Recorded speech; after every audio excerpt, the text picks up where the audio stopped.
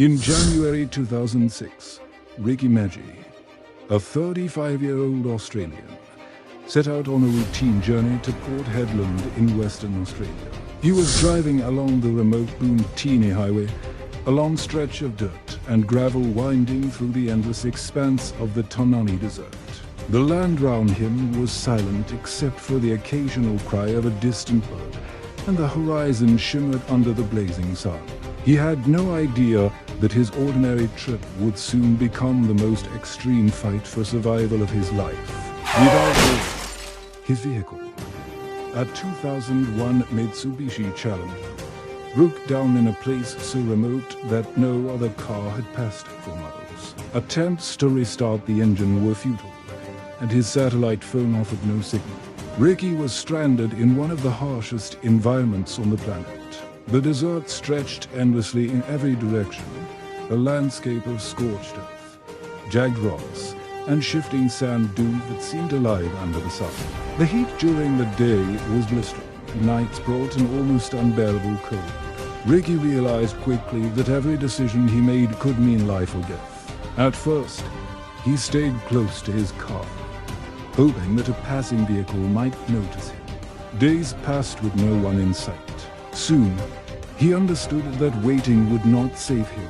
He began walking, putting one foot in front of the other across the barren trail, guided only by instinct and the sun's position. Hunger gnawed at his stomach, thirst cracked his lips, and exhaustion made his limbs heavy as lead. Yet he pressed on, driven by a stubborn will to live. Food and water were nearly impossible to find. Ricky survived on raw frogs, lizards, snakes, and leeches, and he gathered edible plants whenever he could. He drank from tiny puddles left by rare desert rains, collected dew on bits of plastic, and when he had no other choice, drank his own urine after chilling it in the shade. Every drop was precious, every morsel counted. The desert demanded vigilance, creativity, and courage. At one point, a severe tooth abscess caused him excruciating pain, and with no dentist in sight, he used his car keys to extract the infected tooth himself. Ricky endured storms of wind and sand that stung his eyes and stripped the skin from his face. The relentless heat caused hallucinations. Mirages appeared as glistening lakes, only to vanish when he approached.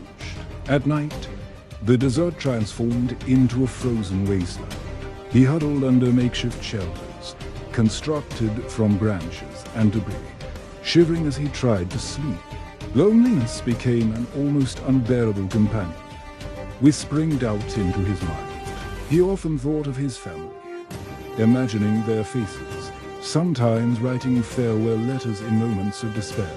Days turned into weeks, and Ricky's body began to fail him. He lost over 60 kilograms. His skin became taut over his bones, and his eyes reflected both determination and desperation. Yet, every morning, he forced himself to rise and continue. The will to survive pulsed through his veins stronger than the sun's heat, stronger than the gnawing hunger and the bone-deep exhaustion. Finally, after 71 grueling days, he stumbled upon signs of life, a group of station workers near Braindoodoo Station.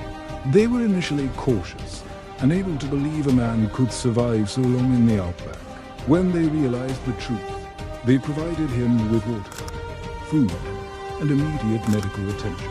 He was airlifted to Royal Darwin Hospital, where doctors were astonished at his survival. They marveled at how he had endured the unforgiving desert, a testament to human resilience and the extraordinary power of hope and determination.